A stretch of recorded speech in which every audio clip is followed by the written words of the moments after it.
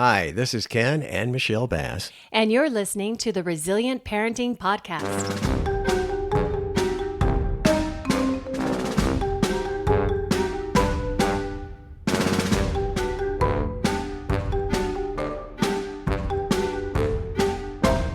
Hello, and welcome back to the Resilient Parenting Podcast. Well, thank you. I'm glad to be back. I was talking to them, but hi. Welcome I'm to... here too. Remember me? Yeah, you're always around. Oh, that's right. You live here. Yeah. We had a great interview. I mean, we always have great interviews. It reminded me, though, that there's lots of amazing nonprofits that we have interviewed over our first year with the Resilient Parenting Podcast, and that some of them maybe funding might be in question. And so if you have really liked a certain nonprofit or want to give your support in some way, reach out to them. I don't know everyone's situation, but if you are able to give, I would encourage our listeners to reach out and say, hey, I listened to you on the Resilient Parenting Podcast, and what do you need? And I'm sure that there is something that you can do. Maybe not monetarily, just, time. Right. Yeah. So not everyone may need help, but I being a part of the nonprofit world, I can say that there's always a need. So, and you're right. And in some places they may not be able to have volunteers because of the sensitivity of what they do, but there's got to be something. Yeah. So reach out. I just felt like that was something important to say on this episode. What do you think? That's very important to say. And a very important episode coming up in just a matter of seconds.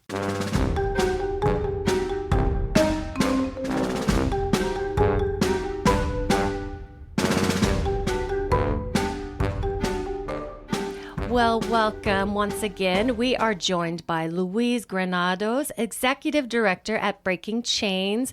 Love this organization, and we're so excited to have you with us today. Thank you for having me. Yes. Can you please share with our listeners who you are, what you do, and how you got here? Absolutely. My name is Luis Granados. I'm the Executive Director of Breaking Chains Academy of Development. We're located on the north side of Nampa. And what we do is provide at-risk youth in Canyon County with different types of services to help them achieve their dreams and goals. We have education services, we have work skills training, mentoring activities, we have hygiene products, daily food, we have a staff member who provides haircuts, and also connections for mental health and victim services as well. So we really just try to fill in any gaps that these individuals may have in their life and try to empower them so that they can become the better versions or the best versions of themselves. So, we have these partnerships with the Canyon County Juvenile Probation, Department of Health and Welfare, Department of Labor, and we're just trying to do it all here in Canyon County, really try to advocate for our youth. And my story is kind of unique on how I got here. I myself am a graduate of this program. I got involved with the program when I was 14 years old and got my GED here, went through the work skills training, had awesome mentors in my life.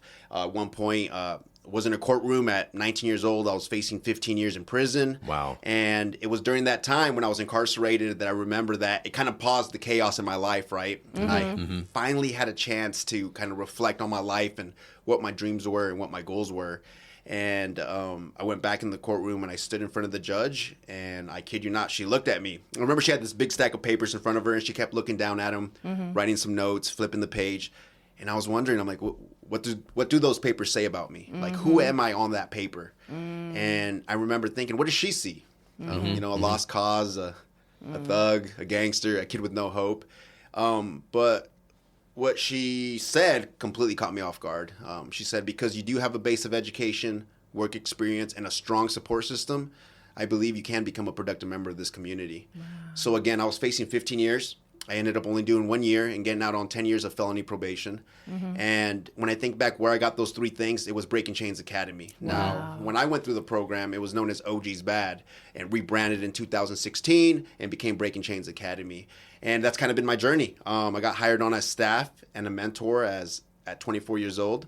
And then at 30 years old, I became the executive director. And so I've been kind of selling that ship ever since. It's been a roller coaster ride for sure. Wow. And when we got here, you gave us a tour, and and you introduced us to one of your mentors. Yeah. What does he mean to you? So he's one of the youth mentors here, but Mondo, it's a very unique dynamic we have here.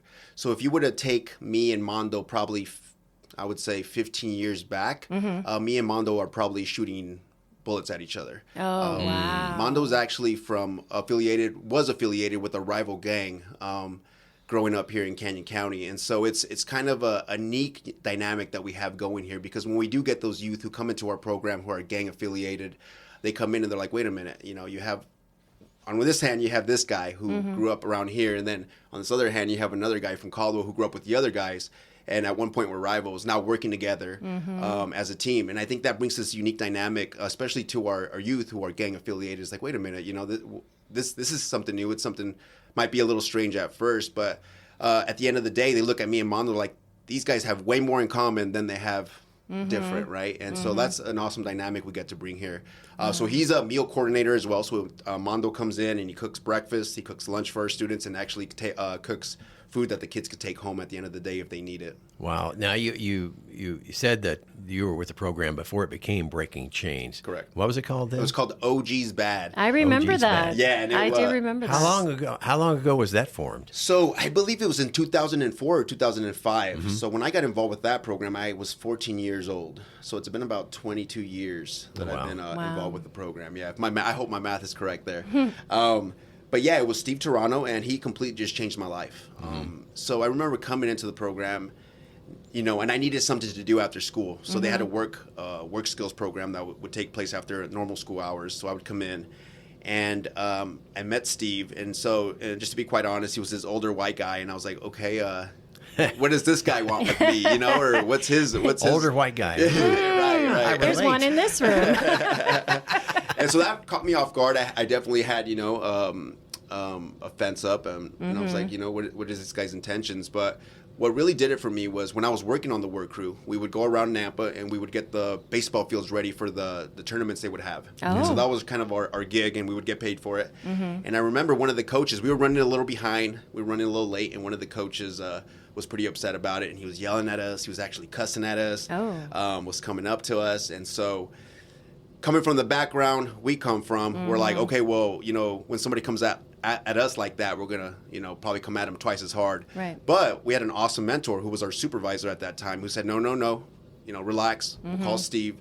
So they called Steve Toronto, and Steve, I saw him fly into the parking lot. He came running up.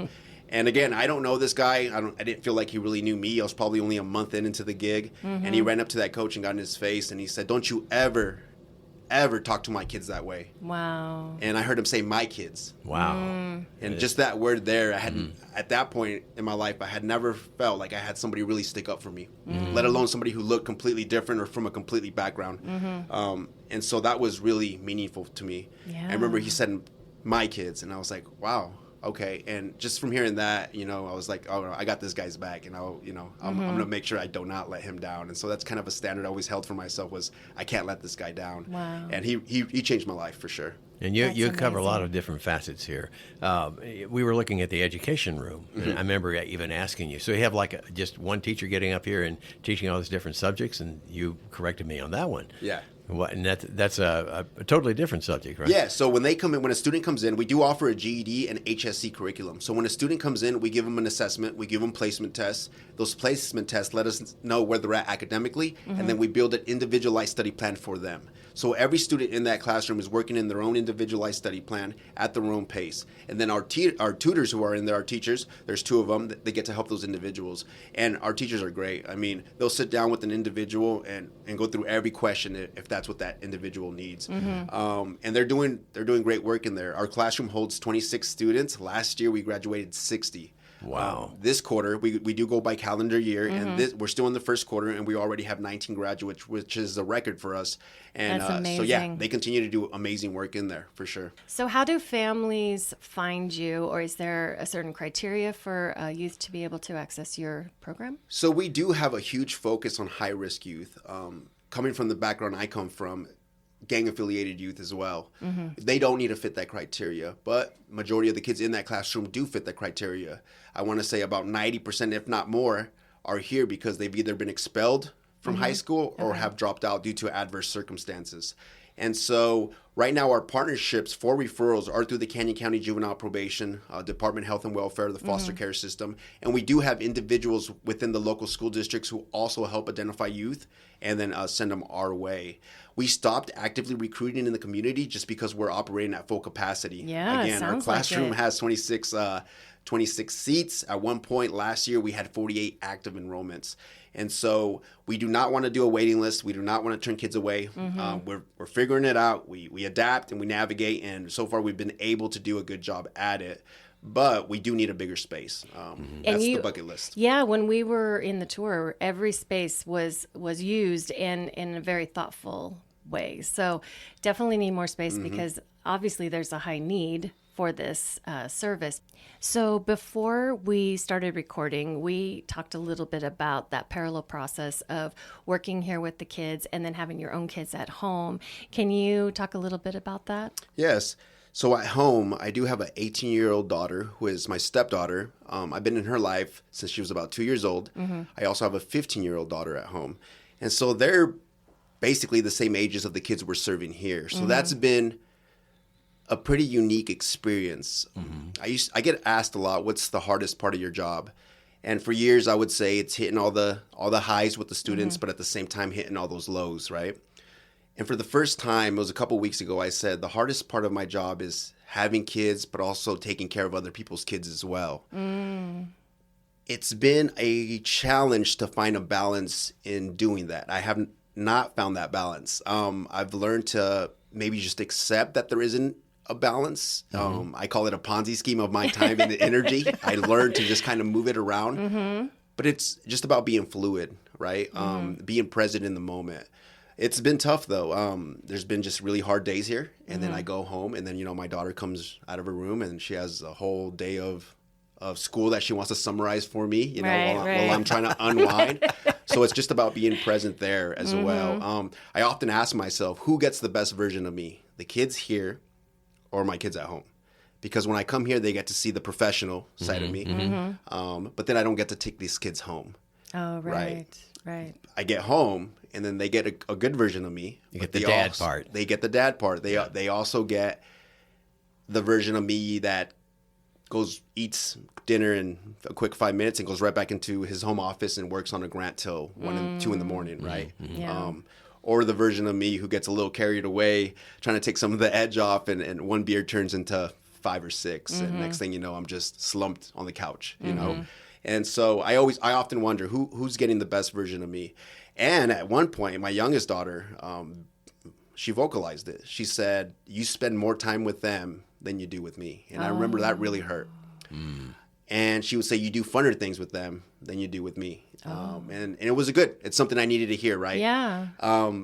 As she got older, the neat thing was that she went to a donor appreciation dinner that we had. This was actually just this last November. And some of the kids went up and they spoke. And these kids mentioned, what I meant to them and how our program had impacted their life and how our mentors here and our team here had impacted their life. And my daughter got to listen to that. And after that, I remember her telling me, she said, "That used to bug me, but now I realize what you're doing." And I just learned that that's your role. And so that was also really good to hear. And as she got older, she realized what we're doing here. It is a sacrifice, and I believe it just comes with the territory. Yet, as I mentioned, I'm yet to find the balance. But I think that's what comes with this, right? Yeah, because in her eyes, you got elevated in the coolness level. Yeah, right. And she's told me she's had individuals tell her, like, "Hey, your dad helped my big brother or my big sister. Your dad did this or that." So she's heard it, firsthand. But yeah, so that's been a huge challenge. It's a neat challenge. It's something that I just accept, and I know it comes with the territory of doing this. At the end of the day, this is not a 40-hour-a-week job. No.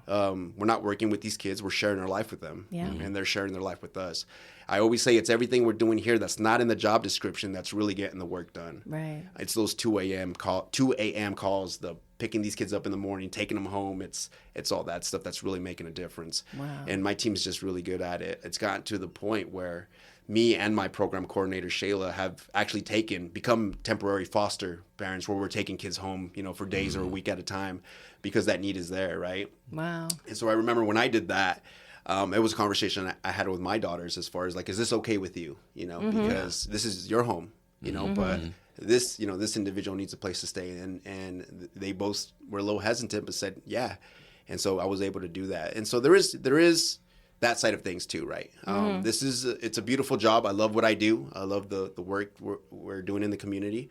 But there's a reality that comes with it as well. And I've learned to just embrace and accept it. Do you have many parents coming to you saying they're a little concerned about their kids, and you asking for advice or trying to see if you can help them immediately? Yes, we do have those parents that reach out asking for advice and coming in and having conversations with me, them, and their kid. But we have more of parents not doing that. And I think that's why those kids are ending up here. I have more kids who come in here and enroll themselves than I do who come in with their parents and get enrolled by their parents. Why do you think that is? And it's my generation. What I'm seeing in that classroom is a lot of parents are incarcerated.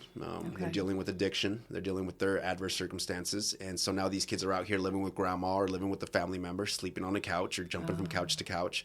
And it bums me out. As I mentioned, that is my generation of parents. And so I've seen it. It's some of the guys I grew up with, some of the gals I grew up with who weren't able kind of just to bring it together, And of course they had their own adverse challenges and they're dealing with them and now their kids are, I hate to say it in this way, but paying the price.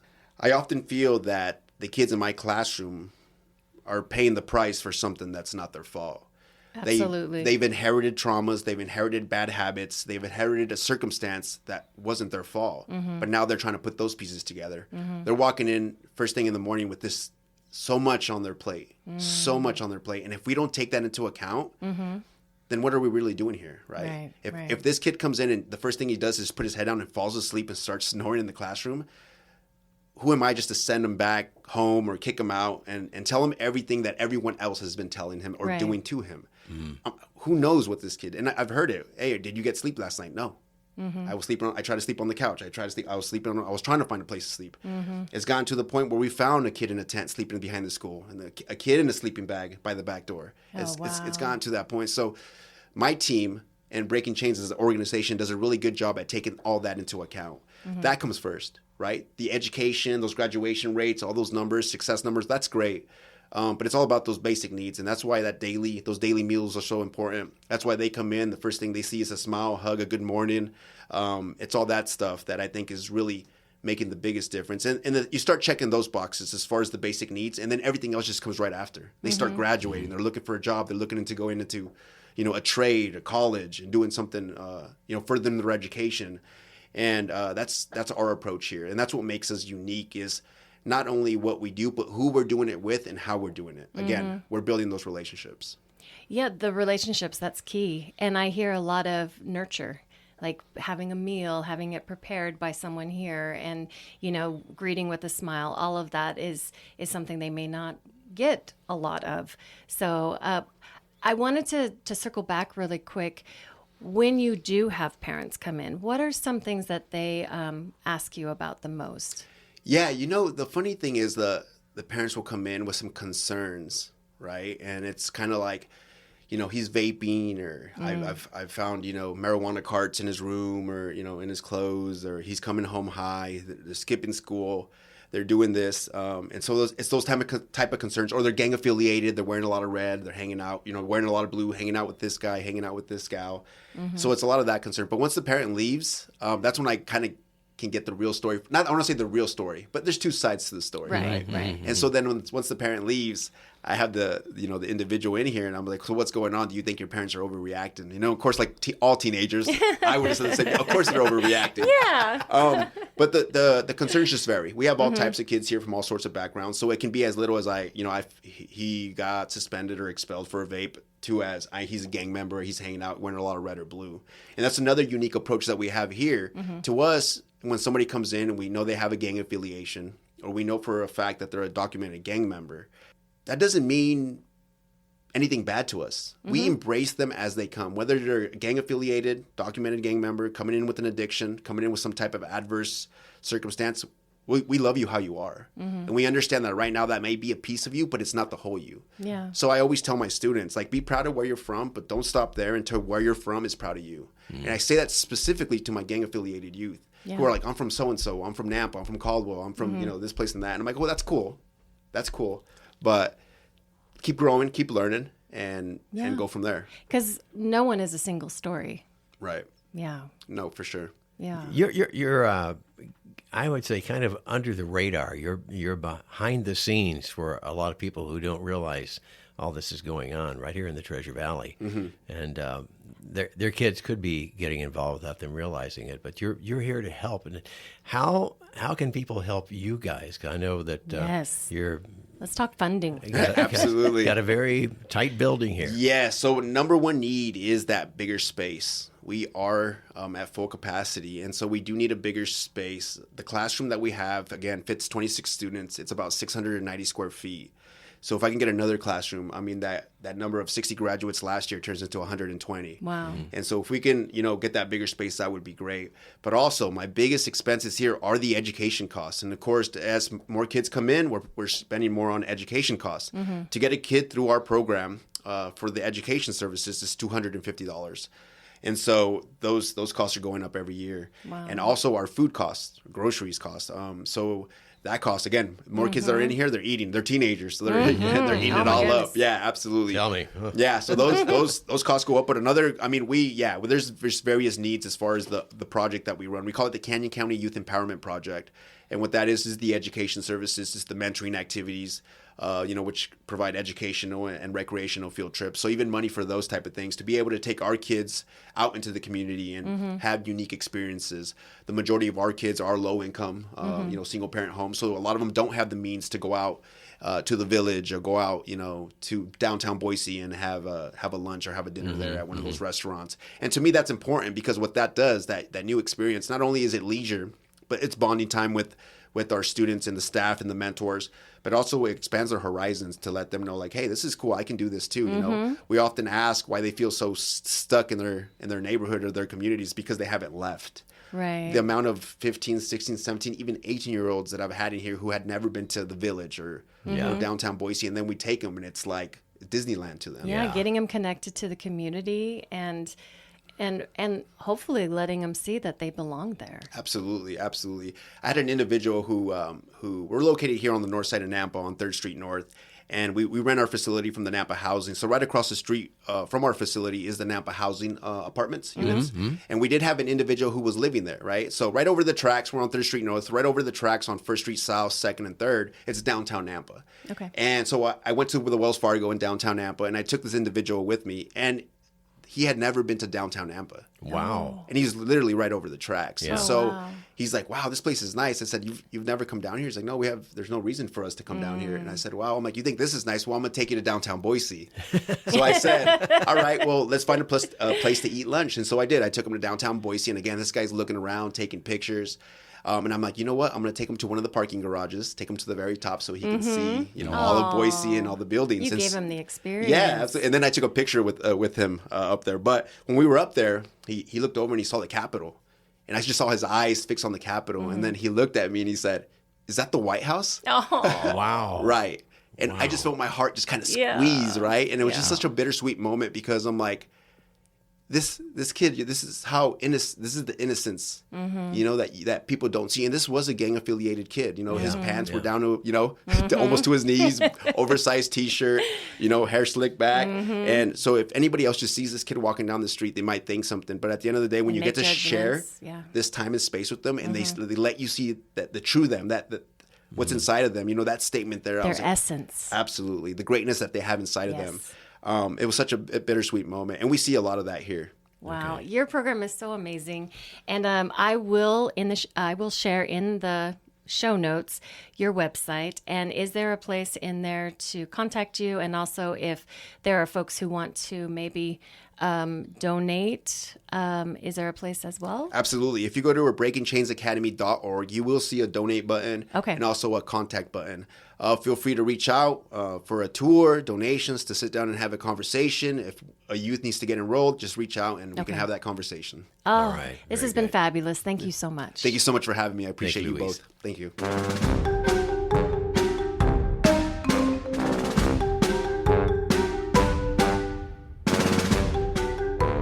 This podcast is brought to you by the Idaho Children's Trust Fund.